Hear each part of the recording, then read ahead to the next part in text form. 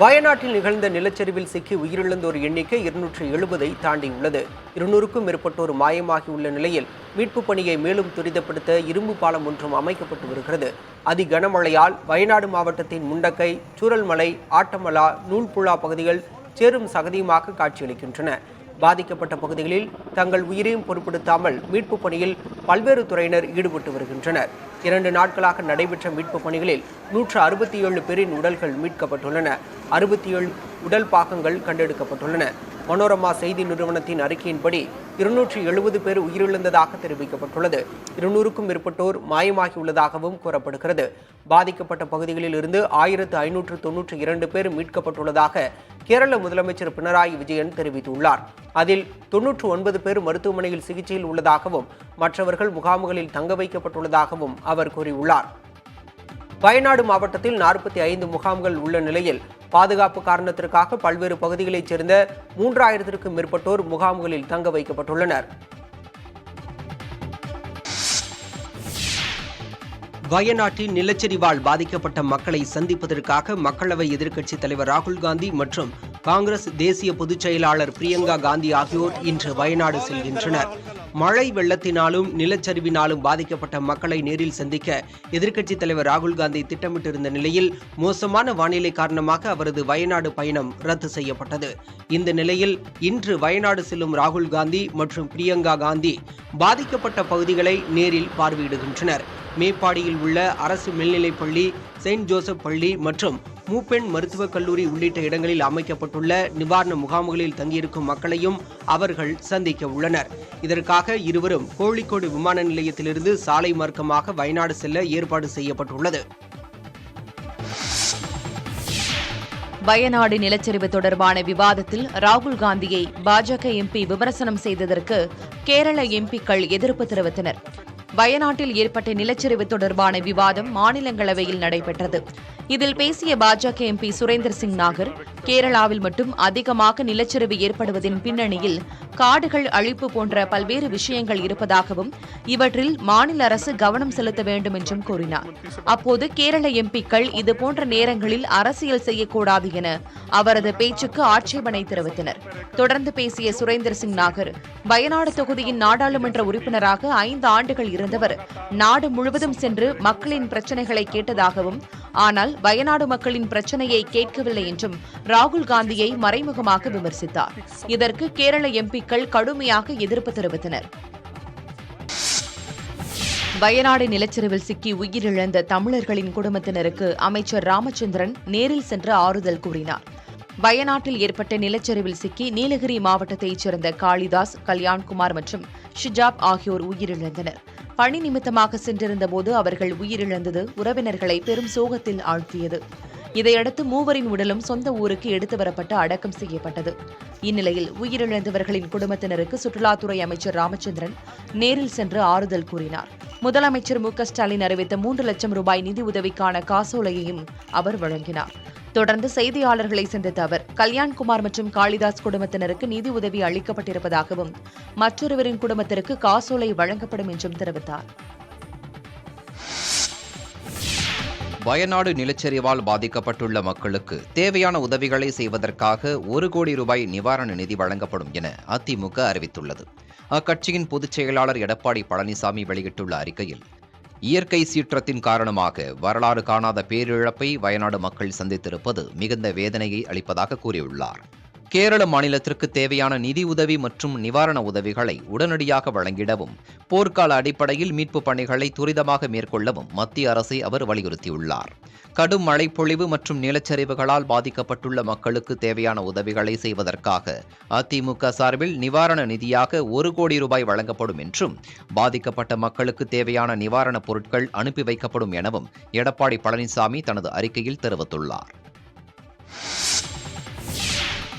வயநாடு நிலச்சரிவில் சிக்கி உயிரிழந்த கன்னடர்களுக்கு 5 லட்சம் ரூபாய் நிவாரணம் வழங்கப்படும் என அம்மாநில முதலமைச்சர் சித்தராமையா அறிவித்துள்ளார். கர்நாடக மாநிலம் சாமராஜ் நகரில் உள்ள குண்டுலுப்பேட்டை, சோம்வார்பேட்டை உள்ளிட்ட பகுதிகளைச் சேர்ந்த சிலரை காணவில்லை என அவர்களின் உறவினர்கள் தெரிவிக்கின்றனர்.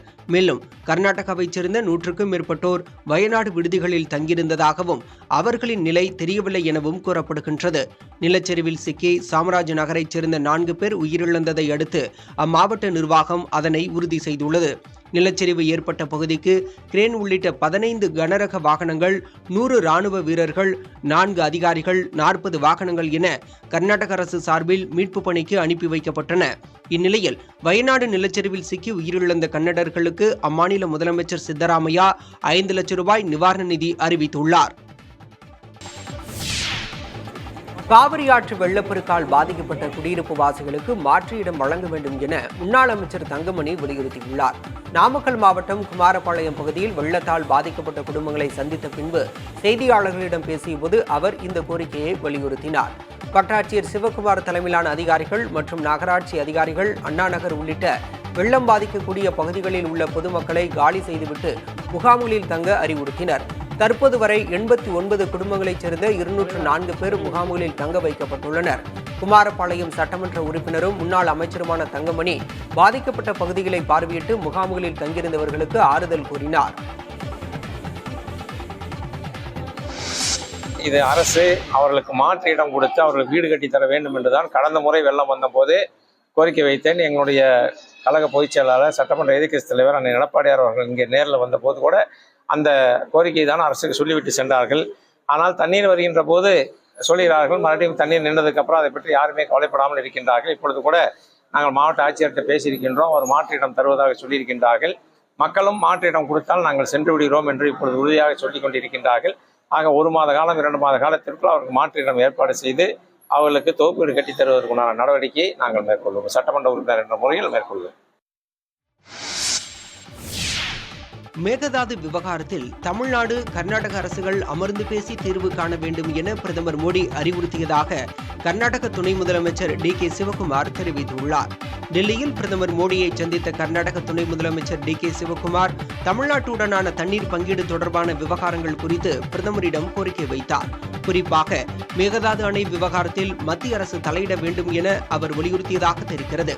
இதன் பின்னர் கர்நாடக பவனில் செய்தியாளர்களை சந்தித்த DK சிவகுமார் மேகதாது அணை விவகாரத்தில் தமிழக, கர்நாடக அரசுகள் அமர்ந்து பேசி தீர்வு காண வேண்டும் என பிரதமர் மோடி அறிவுறுத்தியதாக தெரிவித்தார். இருப்பினும் மேகதாது விவகாரத்தில் தமிழக அரசுடன் பேச்சுவார்த்தை நடத்த தயாராக இல்லை என கூறியுள்ள அவர் தற்போது காவிரியில் அளவுக்கு அதிகமாக தண்ணீர் தமிழ்நாட்டிற்கு செல்வதாகவும் குறிப்பிட்டுள்ளார். மத்திய பட்ஜெட்டில் கர்நாடகா புறக்கணிக்கப்பட்டுள்ளது தொடர்பாக பிரதமரிடம் புகார் அளித்ததாகவும், முக்கிய திட்டங்களுக்கு நிதி ஒதுக்காததால் அவை முடங்கும் நிலை ஏற்பட்டுள்ளதை பிரதமரிடம் விளக்கியதாகவும் DK சிவகுமார் கூறியுள்ளது குறிப்பிடத்தக்கது. திருச்சி திருவெரும்பூர் அருகே காட்டூர் ஆதிதிராவிடர் நல ஆண்கள் மேல்நிலைப் பள்ளியில் அமையவுள்ள அறிவியல் மையத்திற்கு அமைச்சர் உதயநிதி ஸ்டாலின் அடிக்கல் நாட்டினார். அமைச்சர்கள் KN நேரு, அன்பில் மகேஷ், ஆட்சியர் பிரதீப்குமார் உள்ளிட்டோர் பங்கேற்றனர். காட்டூர் ஆதிதிராவிடர் நல ஆண்கள் மேல்நிலைப் பள்ளியில் சமூக பொறுப்புணர்வு திட்டத்தின் கீழ் அங்கூரான் அறக்கட்டளை சார்பில் அங்கூரான் அறிவியல் மையம் 2.5 கோடி ரூபாய் மதிப்பீட்டில் அமைக்கப்பட உள்ளது. இதைத் தொடர்ந்து திருவெரும்பூர் அருகே இளந்தப்பட்டியில் அமையவுள்ள ஒலிம்பிக் பயிற்சி மையம் மற்றும் காட்டிற்கு தேர்வு செய்யப்பட்ட இடத்தை அமைச்சர் உதயநிதி ஸ்டாலின் பார்வையிட்டு திட்டப்பணிகள் குறித்து அதிகாரிகளிடம் கேட்டறிந்தார். நீலகிரி மாவட்டத்திற்கு கனமழை எச்சரிக்கை இருப்பதால் சுற்றுலா பயணிகள் பாதுகாப்புடன் பயண திட்டத்தை அமைக்க வேண்டும் என மாவட்ட ஆட்சியர் அறிவுறுத்தியுள்ளார். ஆகஸ்ட் 2ஆம் தேதி வரை நீலகிரி மாவட்டத்திற்கு உட்பட்ட உதகை, கூடலூர் உள்ளிட்ட பகுதிகளில் கனமழை பெய்யக்கூடும் என வானிலை ஆய்வு மையம் எச்சரித்துள்ளது. இதனை குறிப்பிட்டு அறிக்கை வெளியிட்டுள்ள மாவட்ட ஆட்சியர் லட்சுமி பவ்யா, உதகை வரும் சுற்றுலா பயணிகள் தங்கள் பயணத்தை பாதுகாப்புடன் திட்டமிட்டு கவனமுடன் பயணிக்க வேண்டும் என தெரிவித்துள்ளார். உதகை, கூடலூர் சாலையில் பாலப்பணிகள் நடைபெறுவதால் 1 வாரத்திற்கு கனரக வாகனங்கள் வரக்கூடாது என்றும் உத்தரவிட்டுள்ளார். நீலகிரி மாவட்டத்தில் கடந்த சில நாட்களாக பெய்து வரும் தொடர் மழையால் மரங்கள் சாய்ந்து மண் சரிவு உள்ளிட்ட விபத்துகள் ஏற்பட்டுள்ளன. இதனால் அடிக்கடி மின்தடை ஏற்பட்டு வருவதால் மக்கள் கடுமையாக பாதிக்கப்பட்டுள்ளனர்.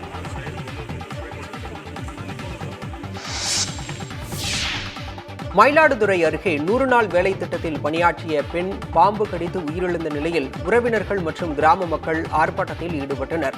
100 நாள் வேலை திட்டத்தின் கீழ் கலைமணி என்பவர் பணியாற்றி வந்துள்ளார். நீடூர் அரசு மகளிர் மேல்நிலைப் பள்ளியில் மரக்கன்றுகள் நடும் பணியில் கலைமணி உள்ளிட்டோர் ஈடுபட்டனர். அப்போது கலைமணியை பாம்பு ஒன்று கடித்துள்ளது. மயங்கி விழுந்த அவரை சக பணியாளர்கள் மருத்துவமனைக்கு அழைத்துச் சென்ற நிலையில் அவர் உயிரிழந்து விட்டதாக மருத்துவர்கள் தெரிவித்தனர். அவருக்கு 3 பிள்ளைகள் உள்ள நிலையில் கணவரும் உடல்நலம் பாதிக்கப்பட்டுள்ளதாக சக பணியாளர்கள் வேதனை தெரிவித்தனர். எனவே கலைமணி குடும்பத்திற்கு உரிய இழப்பீடு வழங்க வேண்டும் என வலியுறுத்தி உறவினர்கள், கிராம மக்கள் மறியல் போராட்டம் நடத்தினர். இதுகுறித்து அறிந்த வட்டாட்சியர் விஜயராணி காவல்துறையினர் பேச்சுவார்த்தை நடத்திய போது உரிய இழப்பீடு வழங்குவதாக கூறியதை அடுத்து போராட்டம் கைவிடப்பட்டது.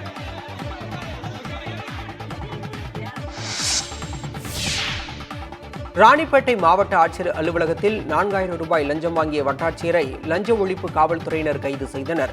சோளிங்கர் பகுதியைச் சேர்ந்த கோவிந்தராஜ் என்பவருக்கு சொந்தமான நிலத்தின் ஒரு பகுதி திண்டிவனம் நகரி ரயில்வே திட்டத்திற்காக கையகப்படுத்தப்பட்டது. அதற்கான இழப்பீடு தொகையாக 6.27 லட்சம் ரூபாய் அறிவிக்கப்பட்டுள்ளது. கோவிந்தராஜ் தனது முழு நிலத்தின் உயில் ஆவணங்களை அரசுக்கு வழங்கியுள்ளார். தற்போது அவற்றை கோவிந்தராஜ் திரும்பப் பெற முயன்றபோது ராணிப்பேட்டை மாவட்ட ஆட்சியர் அலுவலகத்தில் உள்ள நிலம் கையகப்படுத்தும் பிரிவு வட்டாட்சியர் மதிவாணன் லஞ்சமாக 4000 ரூபாய் கேட்டுள்ளார். இதுகுறித்து கோவிந்தராஜ் லஞ்ச ஒழிப்பு காவல்துறையில் புகார் செய்துள்ளார். இதையடுத்து லஞ்ச ஒழிப்பு அதிகாரிகள் ரசாயனம் தடவிய 4000 ரூபாயை கோவிந்தராஜிடம் வழங்கியுள்ளனர். இதைத் தொடர்ந்து கோவிந்தராஜிடமிருந்து 4000 ரூபாயை மதிவாணன் வாங்கியபோது டிஎஸ்பி கணேஷ் தலைமையிலான லஞ்ச ஒழிப்பு காவல்துறையினர் மதிவாணனை கையும் களவுமாக பிடித்து கைது செய்தனர். மேலும் மதிவாணனிடமிருந்து கணக்கில் வராத 8000 ரூபாயையும் பறிமுதல் செய்தனர்.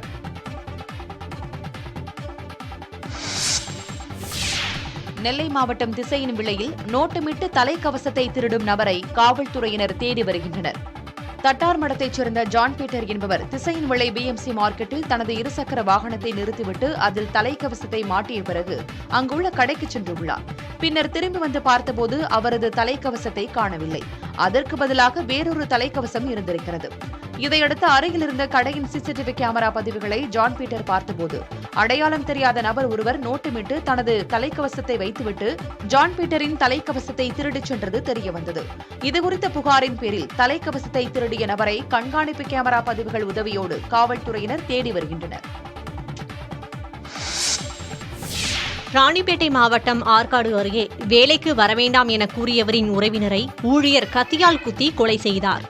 வேப்பூரில் காய்கறி வியாபாரம் செய்து வந்த அருண்குமார் தன்னிடம் ஓட்டுநராக பணிபுரிந்த சுனில் எப்போதும் மதுபோதையில் இருப்பதாக கூறி வேலையில் இருந்து நீக்கியுள்ளார். இதனால் ஆத்திரமடைந்த சுனில் தனது நண்பர்கள் 3 பேருடன் அருண்குமார் வீட்டிற்கு சென்று தகராறு செய்துள்ளார். இதனை தடுக்க வந்த அருண்குமாரின் உறவினர் சதீஷ்குமாரை அந்த கும்பல் கத்தியால் குத்தி கொலை செய்தது. அருண்குமாருக்கும் காயம் ஏற்பட்டது. இச்சம்பவம் தொடர்பாக வழக்கு பதிவு செய்த காவல்துறையினர் தப்பியோடிய சுனில் உள்பட 4 பேரை தேடி வருகின்றனர். திருப்பத்தூர் மாவட்டம் ஆம்பூர் அருகே வீரியமிக்க காட்டு கருணைக்கிழங்கை வேக வைக்காமல் சாப்பிட்ட இளைஞர் உடல்நிலை பாதிக்கப்பட்டு உயிரிழந்தார். தார்வழி பகுதியைச் சேர்ந்த டிராக்டர் ஓட்டுநரான மணிகண்டன் வீரியமிக்க காட்டு கருணைக்கிழங்கை உடல் ஆரோக்கியத்திற்காக நல்லது என வேக வைக்காமல் சாப்பிட்டதாக கூறப்படுகிறது. இதனால் வயிறு மற்றும் உடல் வீங்கி பாதிக்கப்பட்ட மணிகண்டன் மருத்துவமனையில் சிகிச்சை பலனின்றி உயிரிழந்தார். இதுகுறித்து மாவட்ட சித்த மருத்துவ அலுவலர் விக்ரமிடம் கேட்டபோது வீரியமிக்க காட்டு கருணைக்கிழங்கை வேக வைக்காமல் அப்படியே சாப்பிட்டால் அது இரைப்பையை தாக்கி உடல் நலத்தில் பாதிப்பை ஏற்படுத்தும் என தெரிவித்தார். மேலும் உரிய விழிப்புணர்வு இல்லாமல் இதுபோன்ற காய்கறிகளை மக்கள் உண்ண வேண்டாம் என்றும் தெரிவித்தார். சிறந்த மருத்துவ சேவை வழங்குவதற்காக கடந்த 2 மாதங்களில் இஎஸ்ஐ மருத்துவமனைகளில் 1221 மருத்துவர்கள் நியமனம் செய்யப்பட்டிருப்பதாக மத்திய தொழிலாளர் மற்றும் வேலைவாய்ப்புத்துறை அமைச்சகம் தெரிவித்திருக்கிறது. நியமனம் செய்யப்பட்டவர்களில் 860 பொதுப்பணி மருத்துவர்கள், 330 உதவி பேராசிரியர்கள் மற்றும் 31 நிபுணர்களும் உள்ளதாக தெரிவிக்கப்பட்டுள்ளது. மேலும் 1930 செவிலியர்கள் விரைவில் நியமனம் செய்யப்படுவார்கள் என்றும் கூறியுள்ளது. இது தவிர எலக்ட்ரிக்கல் பிரிவில் 20 இளநிலை பொறியாளர்கள் மற்றும் சிவில் பிரிவில் 57 இளநிலை பொறியாளர்களும் நியமனம் செய்யப்பட்டுள்ளதாகவும் இவர்கள் யுபிஎஸ்சியின் பரிந்துரையின் பேரில் நியமிக்கப்பட்டுள்ளதாகவும் மத்திய அமைச்சகம் கூறியுள்ளது. லெபனானில் இஸ்ரேல் படைகள் நடத்திய தாக்குதலில் ஹிஸ்புல்லா அமைப்பின் தலைவர் ஃபவுத் ஷூக்கர் கொல்லப்பட்டார். வடக்கு இஸ்ரேலில் உள்ள கோலன் ஹைட்ஸ் பகுதியில் லெபனானில் இருந்து செயல்பட்டு வரும் ஹிஸ்புல்லா அமைப்பு ராக்கெட்டுகளை வீசி தாக்குதல் நடத்தியது. இதற்கு பதிலடியாக லெபனான் தலைநகர் பெய்ரூட்டில் இஸ்ரேல் ராணுவம் வான்வழி தாக்குதலை மேற்கொண்டது. இஸ்ரேல் நடத்திய தாக்குதலில் ஹிஸ்புல்லா அமைப்பின் மூத்த ராணுவ தலைவர் சையது முக்சான் கொல்லப்பட்டார். இந்த நிலையில் இந்த தாக்குதலில் ஹிஸ்புல்லா அமைப்பின் மற்றொரு மூத்த தலைவரும் கொல்லப்பட்டதாக தெரிவிக்கப்பட்டுள்ளது. அந்த அமைப்பின் உயர்மட்ட தலைவரான ஃபவுத் ஷூக்கர் தான் தாக்குதலில் கொல்லப்பட்டார். கோலன் ஹைட்ஸ் பகுதியில் நடந்த தாக்குதலில் குழந்தைகள் உட்பட 12 பேர் உயிரிழந்த சம்பவத்திற்கு ஃபவுத் ஷூக்கர் தான் மூளையாக செயல்பட்டதாக கூறப்படுகிறது. இதனிடையே இஸ்ரேலுக்கு எதிராக செயல்படுபவர்கள் மிகப்பெரிய விலையை கொடுக்க நேரிடும் என பிரதமர் பெஞ்சமின் நெதன்யாகு எச்சரித்துள்ளார். ஹமாஸ் அமைப்பின் தலைவர் இஸ்மாயில் கனியே கொல்லப்பட்ட விவகாரத்தில் இஸ்ரேலை பழிவாங்குவோம் என ஈரான் தெரிவித்துள்ளது. ஈரானின் தெஹ்ரான் நகரில் வசித்து வந்த ஹமாஸ் அமைப்பின் தலைவர் இஸ்மாயில் கனியே வீட்டில் இருந்தபோது கொல்லப்பட்டார். ஏவுகணை தாக்குதலில் அவர் கொல்லப்பட்டதாக ஹமாஸ் அமைப்பு தெரிவித்ததுடன் இதில் இஸ்ரேலுக்கு தொடர்பு இருப்பதாக குற்றம் சாட்டியது. ஹமாஸ் அமைப்பின் நிலைப்பாட்டை ஏற்றுக்கொண்ட ஈரான் அரசு இஸ்மாயில் கனியை கொலைக்கு பழி தீர்க்கும் விதமான இஸ்ரேல் மீது தாக்குதல் நடத்தப்படும் என எச்சரித்துள்ளது. இதனிடையே இஸ்மாயில் கனியை படுகொலையை கண்டித்தும் அவருக்கு இரங்கல் தெரிவிக்கும் வகையில் ஈரானில் கூட்டம் நடைபெற்றது. இதில் ஏராளமானோர் கலந்து கொண்டு இஸ்மாயில் கனியே படத்திற்கு அஞ்சலி செலுத்தினர். இஸ்மாயில் கனியே கொல்லப்படுவதற்கு முன்னதாக ஈரானின் புதிய அதிபராக பதவியேற்ற மசூத் பெசஸ்கியானை சந்தித்து பேசியிருந்தார் என்பது குறிப்பிடத்தக்கது. மகாராஷ்டிரா மாநிலத்தில் டொயோட்டா கிர்லோஸ்கர் ஆலை அமைக்க உள்ளதாக அறிவித்துள்ளது. சத்ரபதி சம்பாஜி நகரில் 20,000 கோடி ரூபாய் மதிப்பில் அமைய உள்ள ஆலைக்கு மகாராஷ்டிரா மாநில அரசுடன் ஒப்பந்தத்தில் கையெழுத்திட்டுள்ளதாக டொயோட்டா கிர்லோஸ்கர் தெரிவித்துள்ளது. கர்நாடகாவில் டொயோட்டா கிர்லோஸ்கர் நிறுவனத்திற்கு 16,000 கோடி ரூபாய் மதிப்பில் 2 உற்பத்தி ஆலைகள் உள்ளன. இதன் மூலம் 86,000 பேருக்கு வேலைவாய்ப்பு வழங்கப்படுவதாக அந்த நிறுவனம் கூறியுள்ளது. தமிழ்நாட்டின் ராணிப்பேட்டை மாவட்டத்தில் டாடா மோட்டார்ஸின் ஐகானிக் மாடலான ஜாக்வார் லேண்ட் ரோவர் கார்கள் உற்பத்தி ஆலை அடுத்த மாதம் அமைய உள்ளது. உலகளவில் வேகமாக வளரும் பொருளாதாரம் கொண்டதாக இந்தியா திகழ்வதோடு மிகப்பெரிய சந்தை வாய்ப்பு உள்ளதால் பல்வேறு சர்வதேச பிராண்ட் நிறுவனங்களும் இங்கு முதலீடு செய்ய ஆர்வம் காட்டுகின்றனர். கியாரா அத்வானிக்கு பிறந்தநாள் வாழ்த்து தெரிவிக்கும் விதமாக கேம் சேஞ்சர் படக்குழு போஸ்டர் வெளியிட்டுள்ளது. ஷங்கர் இயக்கத்தில் தயாராகும் கேம் சேஞ்சர் படத்தில் ராம் சரணுக்கு ஜோடியாக நடித்து வருகிறார் கியாரா அத்வானி. ஆக்ஷன் கலந்த த்ரில்லர் படமான இது தமிழ், தெலுங்கு, ஹிந்தி ஆகிய மொழிகளில் வெளியாகிறது. சமீபத்தில் ஷங்கர் இயக்கத்தில் வெளியான இந்தியன் 2 திரைப்படம் தோல்வியடைந்ததால் இந்த படத்தை ரசிகர்கள் ஆவலுடன் எதிர்பார்த்து காத்திருக்கின்றனர். தருமபுரி நகராட்சியில் அதிமுக வெற்றி பெற்ற வார்டுகளில் எவ்வித வசதிகளையும் செய்து கொடுக்காததால் ராஜினாமா செய்ய தோன்றுவதாக உறுப்பினர் ஒருவர் பேசியுள்ளார். தருமபுரி நகராட்சியின் சாதாரண கூட்டத்தில் திமுக நகர்மன்ற தலைவர் லட்சுமி மற்றும் ஆணையாளர் புவனேஸ்வரனிடம் வார்டு உறுப்பினர்கள் தங்களது குறைகளை தெரிவித்தனர். 6வது வார்டு நகர்மன்ற உறுப்பினராக உள்ள அதிமுகவைச் சேர்ந்த முன்னா என்பவர் நகராட்சி சார்பில் தங்கள் வார்டுகளில் எவ்வித அடிப்படை வசதிகளும் செய்து கொடுப்பதில்லை, வார்டு உறுப்பினர்களை மதிப்பதில்லை என குற்றம் சாட்டினார். அவர் தங்கள் பகுதியில் நகராட்சி எவ்வித திட்டங்களும் செய்யாததால் வார்டு பக்கம் போக முடியவில்லை எனவும் விரக்தி தெரிவித்தார். மற்ற உறுப்பினர்களும் தெருநாய்கள் தொந்தரவு, பேருந்து நிலையத்தில் ஆக்கிரமிப்புகள் உள்ளிட்ட பல்வேறு குறைகளை எடுத்துரைத்தனர்.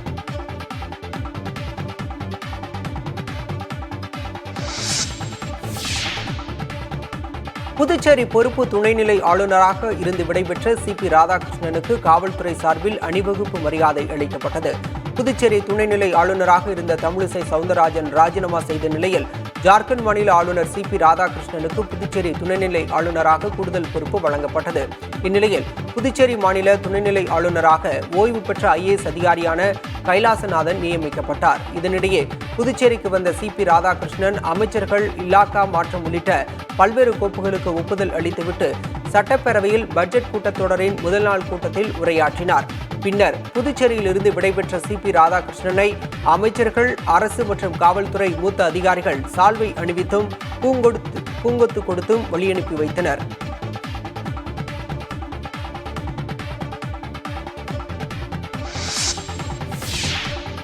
இந்திய பங்குச்சந்தைகள் 4வது நாளாக ஏற்றத்துடன் முடிவடைந்தன. வர்த்தக முடிவில் மும்பை பங்குச்சந்தையின் சென்செக்ஸ் 286 புள்ளிகள் உயர்ந்து 81,741 புள்ளிகளிலும், தேசிய பங்குச்சந்தையின் நிப்டி 93 புள்ளிகள் அதிகரித்து இதுவரை இல்லாத அளவாக 24,951 புள்ளிகளிலும் நிறைவடைந்தன. அமெரிக்க பெடரல் வங்கி நிதிக் கொள்கையை அறிவிக்க உள்ள நிலையில் கடன்களுக்கான வட்டி விகிதங்கள் குறைக்கப்படும் என்ற எதிர்பார்ப்பு, பணவீக்க விகிதம் குறைந்து வருவது போன்ற காரணங்களால் பங்குச்சந்தைகள் ஏற்றத்துடன் காணப்படுவதாக கூறப்படுகிறது. இது தவிர மற்ற ஆசிய பங்குச்சந்தைகள் ஏற்றத்துடன் நிறைவடைந்தது, ஐரோப்பிய பங்குச்சந்தைகள் ஏற்றத்துடன் வர்த்தகமாகி வருவதும் இந்திய பங்குச்சந்தைகளில் தாக்கத்தை ஏற்படுத்தியுள்ளன. அந்நிய முதலீட்டாளர்கள் நேற்று இந்திய பங்குச்சந்தைகளில் 5,598 கோடி ரூபாய் மதிப்பில் பங்குகளை விற்றுள்ளதாக புள்ளி விவரங்கள் கூறுகின்றன. சர்வதேச சந்தையில் பிரெண்ட் கச்சா எண்ணெய் ஒரு பீப்பாய் 1.88 விழுக்காடு உயர்ந்து $80.51 வர்த்தகமாகியது.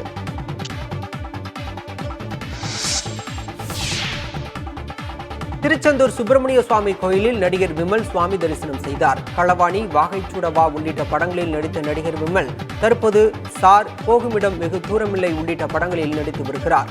இந்த நிலையில் அவர் திருச்செந்தூர் சுப்பிரமணிய சுவாமி கோயிலில் சுவாமி தரிசனம் செய்தார். தரிசனம் முடித்து வெளியே வந்த அவருடன் ரசிகர்கள் புகைப்படம் மற்றும் செல்ஃபி எடுத்து மகிழ்ந்தனர். அப்போது பேட்டியளித்த அவர், சார் திரைப்படம் வித்தியாசமான கதைக்களத்தில் அமைந்துள்ளதாக தெரிவித்தார். தேசிங்க ராஜா 2 திரைப்படம் பொதுமக்களுக்கு பிடிக்கும் வகையில் இருக்கும் எனவும் குறிப்பிட்டார்.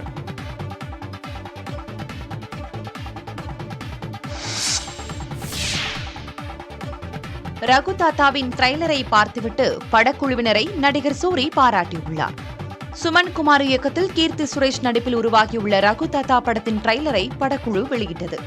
ஹிந்தி திணிப்பு விவகாரத்தை மையமாக கொண்டு படம் உருவாகியிருப்பதை ட்ரைலர் காட்சிகள் உணர்த்துகின்றன. இந்நிலையில் சூரி தனது எக்ஸ் பக்கத்தில் அருமை தங்கை கீர்த்தி சுரேஷுக்கும் படக்குழுவினர் அனைவருக்கும் நெஞ்சார்ந்த வாழ்த்துகள் என பதிவிட்டுள்ளார். சவுக்கு சங்கரின் பேட்டியை ஒளிபரப்பியதாக கைது செய்யப்பட்ட யூடியூபர் ஃபெலிக்ஸ் ஜெரால்டுக்கு பிணை வழங்கிய சென்னை உயர்நீதிமன்றம் அவரது யூடியூப் சேனலை மூட உத்தரவிட்டுள்ளது. காவல்துறை அதிகாரிகள் மற்றும் பெண் காவலர்களை ஆபாசமாகவும் அவதூறாகவும் பேசியதாக யூடியூபர் சவுக்கு சங்கர் கைது செய்யப்பட்டு புழல் சிறையில் அடைக்கப்பட்டார். இந்த வழக்கில் சவுக்கு சங்கரின் நேர்காணலை ஒளிபரப்பிய யூடியூப் சேனல் தலைமை நிர்வாகி ஃபெலிக்ஸ் ஜெரால்டும் கைது செய்யப்பட்டார். இந்த வழக்கில் பிணை வழங்க கோரி ஃபெலிக்ஸ் ஜெரால்ட் முதலில் தாக்கல் செய்த மனு தள்ளுபடி செய்யப்பட்ட நிலையில் இரண்டாவது முறையாக மனு தாக்கல் செய்தார். வழக்கு விசாரணையின் போது ஃபெலிக்ஸ் ஜெரால்ட் சார்பில் ஆஜரான மூத்த வழக்கறிஞர் ஜான் சத்யன் தனது பேச்சுக்கான விளைவை தற்போதுதான் உணர்ந்துள்ளதாகவும் இனி ஒருபோதும் இவ்வாறு பேச மாட்டேன் எனவும் உறுதியளித்தார். இந்த நிலையில் வழக்கை விசாரித்த நீதிபதி ஃபெலிக்ஸ் ஜெரால்டுக்கு பிணை வழங்கி அவரது யூடியூப் சேனலை மூட உத்தரவிட்டார். மேலும் சர்ச்சைக்குரிய வகையில் இனி நேர்காணல் அளிக்க மாட்டேன் என ஃபெலிக்ஸ் ஜெரால்டு விசாரணை நீதிமன்றத்தில் பிரமாண பத்திரம் தாக்கல் செய்யவும் நீதிபதி நிபந்தனை விதித்தார்.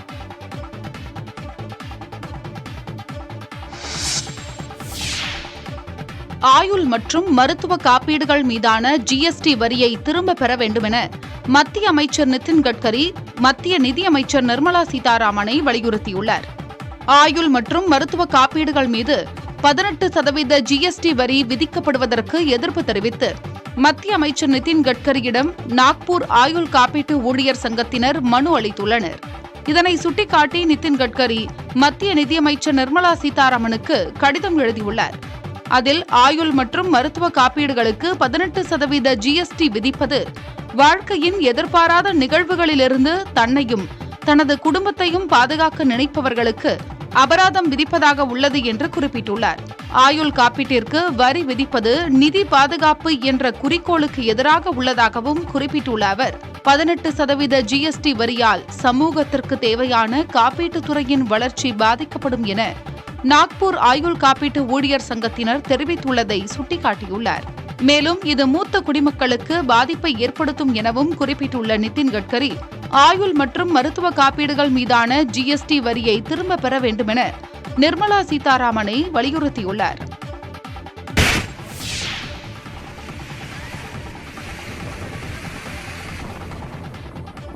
கர்நாடகாவில் இருந்து காவிரி ஆற்றில் திறக்கப்படும் நீரின் அளவு 2,50,000 கனஅடியாக அதிகரிக்கப்பட்டுள்ளது. கர்நாடக மாநிலத்தில் காவிரி நீர்பிடிப்பு பகுதிகளில் பெய்து வரும் மழையால் முக்கிய அணைகள் நிரம்பியுள்ளன. இதன் காரணமாக கர்நாடக அணைகளிலிருந்து காவிரி ஆற்றில் உபரி நீர் வெளியேற்றப்பட்டு வருகிறது. அதன்படி கிருஷ்ணராஜசாகர் அணையிலிருந்து வெளியேற்றப்படும் நீரின் அளவு 2 லட்சம் கனஅடியாக அதிகரிக்கப்பட்டுள்ளது. அணைக்கு 1,54,406 கனஅடி நீர்வரத்து உள்ள நிலையில் அணையின் நீர்மட்டம் 123.40 அடியாக உள்ளது. கபினி அணைக்கு தற்போது 47,666 கனஅடியாக நீர்வரத்து உள்ள சூழலில் அணையிலிருந்து 50,000 கனஅடி தண்ணீர் வெளியேற்றப்பட்டு வருகிறது. 2 அணைகளிலும் இருந்தும் காவிரி ஆற்றில் 2,50,000 கனஅடி தண்ணீர் வெளியேற்றப்பட்டு வரும் நிலையில் முன்னெச்சரிக்கை நடவடிக்கையாக காவிரி ஆற்றின் தாழ்வான பகுதிகள் மற்றும் கரையோரங்களில் வசிக்கும் பொதுமக்கள் பாதுகாப்புடன் இருக்க அறிவுறுத்தப்பட்டுள்ளது.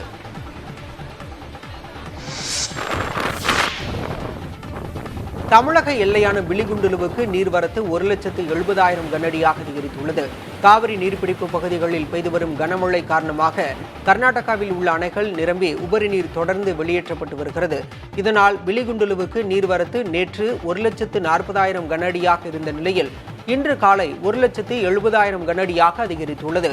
ஒகேனக்கல் காவிரி ஆற்றில் ஒரு வாரமாக வெள்ளம் கரைபுரண்டு ஓடுகிறது. பாறைகள் தெரியாத அளவிற்கு தண்ணீர் செல்வதால் 18வது நாளாக பரிசல் இயக்க தடை விதிக்கப்பட்டுள்ளது. நீர்வரத்து 2 லட்சம் கனஅடியாக அதிகரிக்கும் பட்சத்தில் சாலைகளில் தண்ணீர் தேங்க வாய்ப்பு உள்ளதால் மாவட்ட நிர்வாகம் சார்பில் ஆற்றங்கரையோர பகுதிகளில் முன்னெச்சரிக்கை நடவடிக்கைகள் எடுக்கப்பட்டுள்ளன.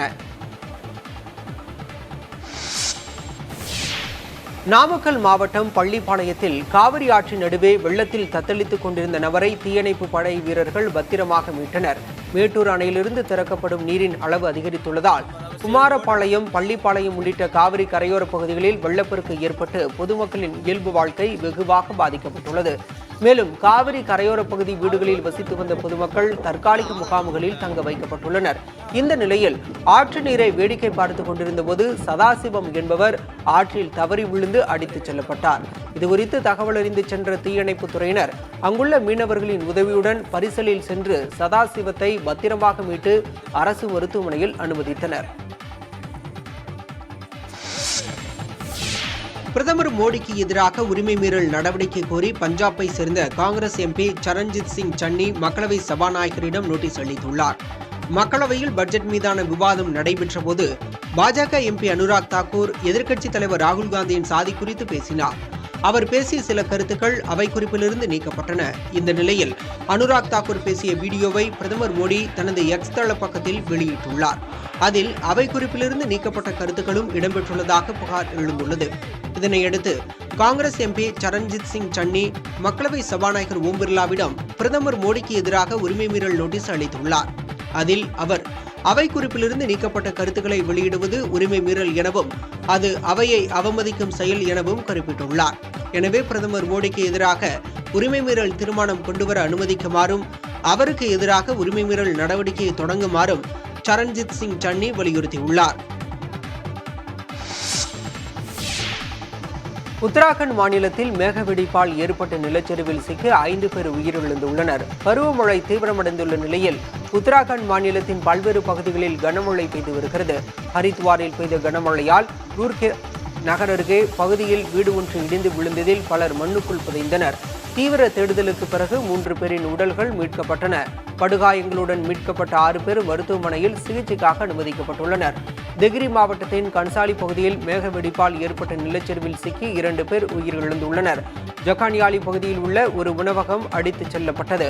கன்சாலி சிர்பிட்டியா நெடுஞ்சாலையை இணைக்கும் பாலம் ஒன்றும் அடித்துச் செல்லப்பட்டதால் வாகன போக்குவரத்து முடங்கியுள்ளது. பாதிக்கப்பட்ட இடங்களில் தேசிய பேரிடர் குழுவினர் மீட்பு மற்றும் நிவாரணப் பணிகளில் ஈடுபட்டுள்ளனர். ஒலிம்பிக் துப்பாக்கி சுடுதல் இறுதிப் போட்டிக்கு இந்திய வீரர் ஸ்வப்னில் முன்னேறியுள்ளார். பேட்மிண்டனில் PV சிந்து, லக்ஷ்யா சென், பிரணாய் ஆகியோர் குரூப் சுற்று போட்டிகளில் வெற்றி பெற்றனர். பாரிஸில் நடைபெற்று வரும் ஒலிம்பிக் பேட்மிண்டன் போட்டியில் எஸ்டோனியா வீராங்கனையை வீழ்த்தி இந்திய வீராங்கனை PV சிந்து காலிறுதிக்கு முந்தைய சுற்றுக்கு முன்னேறினார்.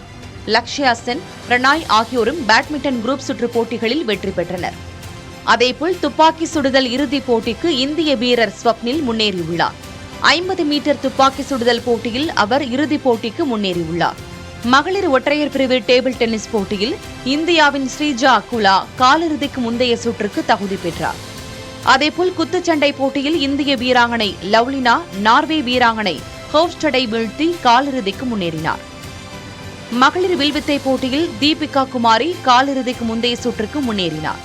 6-2 என்ற கணக்கில் நெதர்லாந்து வீராங்கனை ரொஃபினை தீபிகா குமாரி வீழ்த்தினார்.